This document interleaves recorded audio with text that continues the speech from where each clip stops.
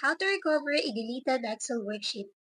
Hey guys, in today's video, I'm going to show you how to recover a deleted Excel worksheet. Let's get started.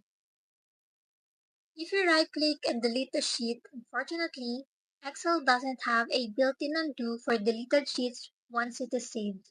So, here's what you can do. Check the top left corner to see if auto save is turned off. Then, immediately close the Excel program. When prompted with "Do you want to save your changes?" click Don't Save, and this will discard your most recent changes, including the sheet deletion, and it will revert the file to its last saved version. The step 2, you can use the version history if it is available.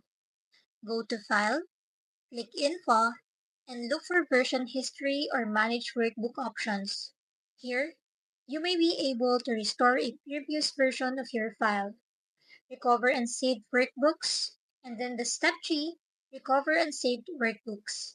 And that's it. While Excel doesn't have a direct undo delete sheet button, these workarounds can help you bring back lost data if you act quickly. If this video helped you, don't forget to like and subscribe for more helpful tutorials.